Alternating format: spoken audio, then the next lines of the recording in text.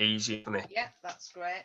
It's quite complex, is this next one as well, so it's I probably remember in you your saying. interest to have it taped.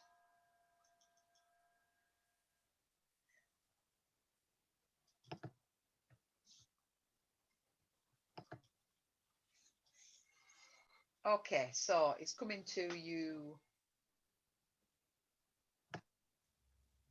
now. Oh, yours takes a bit of time, doesn't it? It does. So what we're looking But at, hopefully not for long. no, what we're looking at today are the theories behind the change management. Now, they're wanting you to look at the theories. I'm going to do you 4, but they particularly, you know, they want you to at least do 2, but in depth, but just to have a look at all the 4 different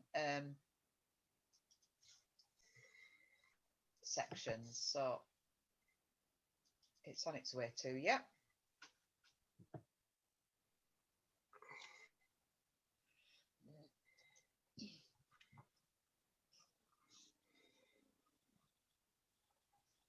So what I'm going to do, it's a lot of words, and there's a lot to it. So I'm sorry and all that, but that's all right. Is it on its way? Yeah. Play again. So we're recording. So come to slide 3. Now, what I'll do, I won't do the video here. Can you see it says, "Who moved my cheese?" Yeah. Now, I want you to make sure that you watch that, because it's 14 minutes long, so don't watch it now. But it's quite a good video around change, and it's about some mice. And haven't we watched this before? Yeah, you might have done. Yeah, we watched it. Didn't we watch it in one of the other ones? No, not Who Moved My Cheese. This is just in this one. Well, yeah, with the mice and some of them staying with the cheese, Yeah, and the other one going out to look for I probably it. told you to watch it before the unit started. Oh, right, yeah, I've That's seen all that. right. Yeah. So then we are going to look at the 4 theories that we've got. And the 4 theories that we've got are Cotter's 8 steps. There's lots of other theories, but these are the 4 that I'm going to look at, and then you can look at 2 in particular. So Cotter's 8 steps, Lewin's change management model, Prosky Adkar model for individual change, and finally the change curve by Kubler-Ross. Okay, so those are the ones that we're looking at today. Okay. So if you come down to the first Lewin's change, we've got understanding the 3 changes. You've a large cube of ice, but realise you want it to be a cone of ice. So what do? You unfreeze, then you mould it into the change that you wanted, and then you refreeze, so you set it. By looking at the change process with distinct stages, you can prepare yourself for what's coming and make a plan to manage the transition. All too often, people go into change blindly, causing much unnecessary turmoil and chaos, which is very true. You change things and then there's all hell breaks loose and then it all settles back, but then people don't trust you. Next time you turn up with a change, they think, oh God, we're not going to do that again. So again, it's using this theory. Now, have you got enough broadband? Because it's telling me that your broadband's quite small to watch that YouTube. Have a see if you can. Okay, so if you come back to your PowerPoint. So that's the 3 stages. So it was quite well explained, wasn't it? Yeah. And I always considered that this was the sort of way that I worked with my team, that I would make these changes, and then I would refreeze and hold for a while until the next change came along. So I always look at this as a theory that perhaps that I would use. So the next one, if you come to the next one, which is Cotter's 8 steps, can you have a look at that? Yeah. Cotter's 8 steps. Now, What Cotter says is that we have 8 steps to bringing a change. And if you follow these 8 steps, it makes life a lot easier. Now, I'm going to do a couple of things with Cotter's 8 steps. In our next assignment, which is, excuse me, assignment 3, we're going to use Cotter's 8 steps to plan a change. So I want you to think about a change that you want to plan and do. And so when you do these Cotter's 8 steps, you're writing for real about the changes that you're going to make. Now, it's also useful as a manager to follow these steps through as well, because it helps you then not miss any steps out. So if you look, it's got establish a sense of urgency, create a guiding coalition, develop a change vision, communicate the vision, empower broad-based action, generate short-term wins, never let up, and incorporate the changes into the culture. So there's quite a lot going on there with those 8 steps. But if you follow those 8 steps through, then you will make a good change, and you as a manager will lead your team through those 8 stages. Now, if again you watch the video, it gives you a really good explanation. So I'll pause our, not to worry, she'll give you the idea. Right. So come back to your Cotter. So again, it might be something that you consider, that if you take those steps, so create a sense of urgency. So she just said, you know, you either swim or die, you know, you get in the boat or die. But we can say things like, you know, we need to do this for our survival. We need to do this because we're falling below on our performance. We need to do this because of. And so you do a sense of urgency. The next one, which is create a guiding coalition, is you get people that are like you that want to do it. So it might be your boss, it might be a couple of the team members that want to do it. And then you develop a change vision. So you decide what it's going to look like when you're finished. So if you think about your static caravans, you might say, right, we're going to have to do this because everybody else has got static caravans but us. Then you get the people that can help you understand and move this idea along. And then you're developing a vision. So you're saying, well, we're going to have 20 statics, and they're going to be next to the bar, and they're going to have broadband, and people are going to live there 10 months of the year. And then it says communicate a vision for buy-in. So then you can say things like, you know, people will be on site all year round. We won't have to worry too much about this. People that are on site then introduce their own friends that have got caravans, and they bring them on site. So again, you're trying to get them to buy into the idea. So that's a communicate to buy in. Empower broad-based action. So you're saying, come on then, well, let's have a find out about, you find out about broadband, I'll find out about the premises, we'll find out about the sewage, we'll find out about this. And so you've got then an action team. But why it says a broad-based is so that you get everybody involved. Then it says generate short-term wins. So things like, yeah, we've got planning permission. Yes, they're going to allow us to do it. Yes, we've got broadband put in. So they're short-term wins. So once you've got a little win, you celebrate it. Yeah, we've done it, right. Even if we don't go ahead with the caravans for a couple of months, or maybe 6 months or a year, we've still got the permission to do it. Never let up. So you're always saying, right, come on, we're going to do this. Come on, have you got that done? What about that? And then incorporate changes into the culture.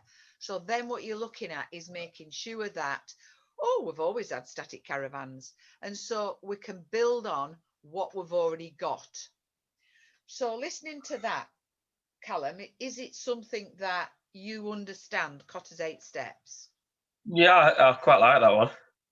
Yeah, I do. I mean, to be fair, anybody that's worked with me has used Cotter's 8 steps for the rest of their lives, because it's just a good way of laying out what you're going to do. And you're going to be doing that in the next section. But in this section, you're talking about, you don't have to talk about every single step. You're talking about how Cotter's 8 steps is a good framework to take a change from the beginning to the end. And using those steps, sort of helps you plan, and it doesn't matter the time scale of the steps. Some steps are small, some steps are long. But what it's trying to show you is that if you follow those steps, you've got a fighting chance of getting everybody on board, getting everybody moving with you, and also incorporating it into the culture, the change management, because it was not as painful and it helps you structure it properly. So that's our Potter. So let's move to the next one now. The next one is really important, because the change curve is originally based on the grieving process by Elizabeth Kubler-Ross. And she describes the grieving process.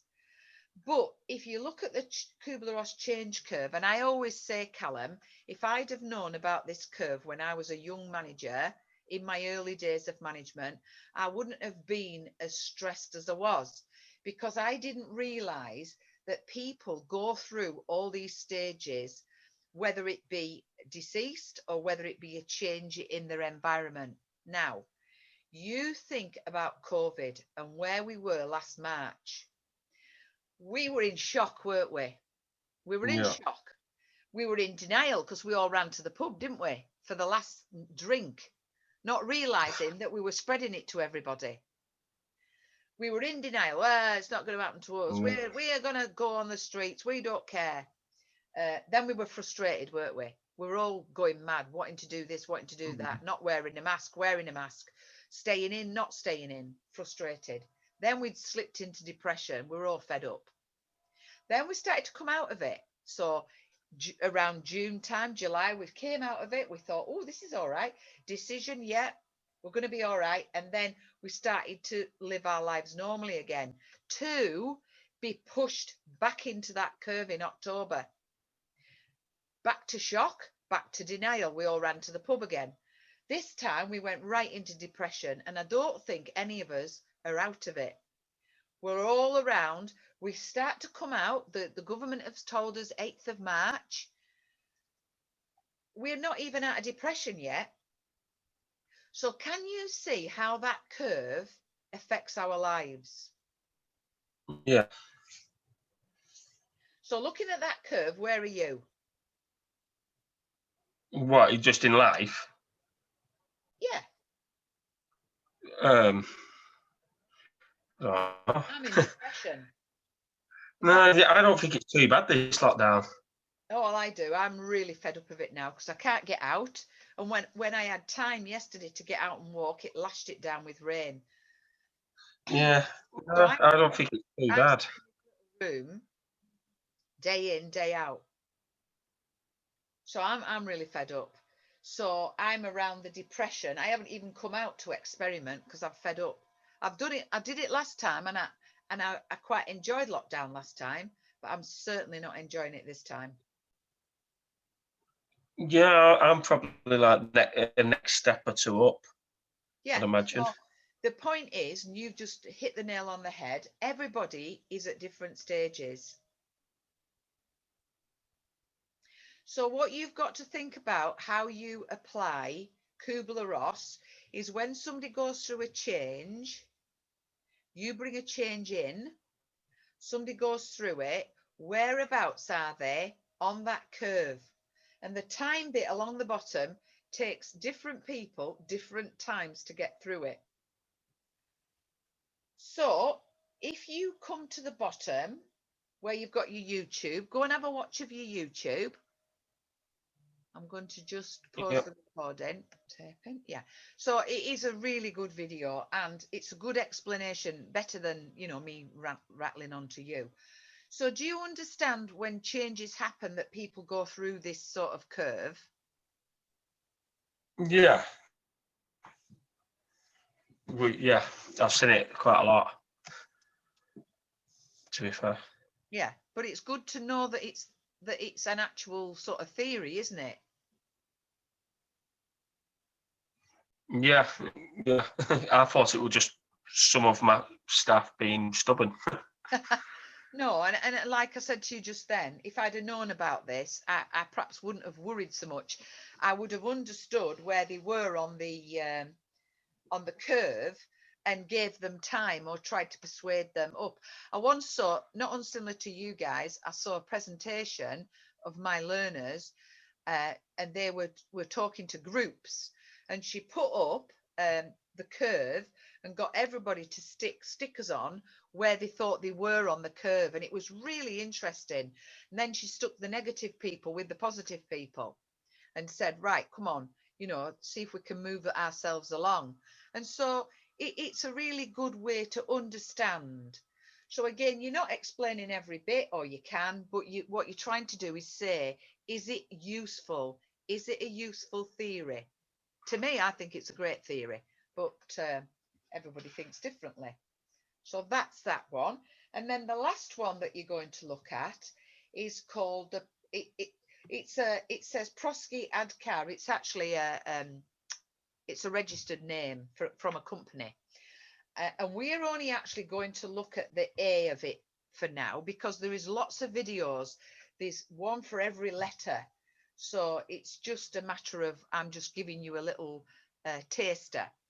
Now, it talks about a model for individual change. That means you changing and why you should change. So not all the team at once, just one person. And it talks about empowering change one person at a time. Awareness. So awareness for need to change. Now, that doesn't always happen, does it? People say, I don't need to change. And you think about not even work change, but you sell your personal change. Think about me 4 years ago, and I lost 4 stone, and it says awareness for the need to change. I suddenly was aware that my knees couldn't hold me up. So I became aware that I had to change. I had to go on a diet.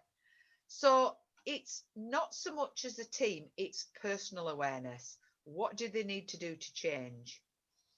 Desire, participate and support the change. So again, it's in work, but it's also a personal thing. So instead of sulking, like some of them do, they are aware of the desire that they do want to change, that they do want to become different. Knowledge on how to change. This is sort of a bit similar to the person I used to work with that wasn't very good at IT. He knew he had to get better, and what was he going to do about it? So he knew he needed to change because the world wasn't going to stand still, and he was getting left behind in our office. So again, knowledge on how to change. Well, he had to go on courses and people had to sit with him and help him. Ability to implement the required skills and behaviours. So he, changing, then became more open to suggestion and how to do things. And then reinforcement to sustain the change. We always did the same thing all the time. So he had to do it. He had to embrace the change because we were moving to a different software package that he'd never used before. And he'd avoided IT, but he couldn't any longer. So that was a model for individual change. So what I want you to do is I want you to watch the YouTube, but the YouTube is only on aware. All right, but it'll give you an idea. If you want to watch all the rest, then that's great. But this is just the A of awareness. But it'll give you an idea of what it all means. So I'm going to pause the recording. Okay. So if you think about this, if you think about that individual change, as I say, the one thing that we had this individual that didn't want to really embrace technology, but it was never going to go away. So by him then understanding that he needed to change, it was not change was coming, it was he needed to change. Everybody else had done it, but he needed to. So again, it's supporting somebody that knows they've got to change. If they don't know they've not got to change, you'll never do it. They've got to come to the realization. So thinking about those 4 theories, what 2 theories do you think that you're going to sort of concentrate on? So let's go back. I think the first. Sorry. Either the first 2 or middle two? Right, so we've got the first two is Lewin's change, so that where you change somebody and you refreeze them in a different model. So you look at the situation and you think to yourself, and I did this was one of mine a lot, and I would change it and then I'd hold it for a little while until I could change them again, because after a while they got fed up of keep being changed. And so it was one of those things that you had to sort of keep stopping and then starting again, because people get change fatigue, and we've talked about that before, that people get fed up that you keep changing things, so sometimes they do need a little bit of a standstill before things get changed again. So there's Lewin's, and then if you come down again on slide 5, we've got Cotter. Now I think I've sent you some stuff. We're just having a little look at what I've got there. Right, if you just now have a look at all the documents that I've sent to you so that you can actually see them. So go and have a look at the documents. So the first one is application of the cupola. Can you see that? So these are all the documents that I've sent you. Yeah. Right. So there's quite a lot there about the Kubler-Ross curve. I sometimes think that you forget that I've sent you all this stuff. Hopefully you don't forget, but it is all there for you. So you've got a big document there. Then the next document you've got are the change models, and that'll go through Cotter, and it'll also go through Lewin, so that you've got some words there.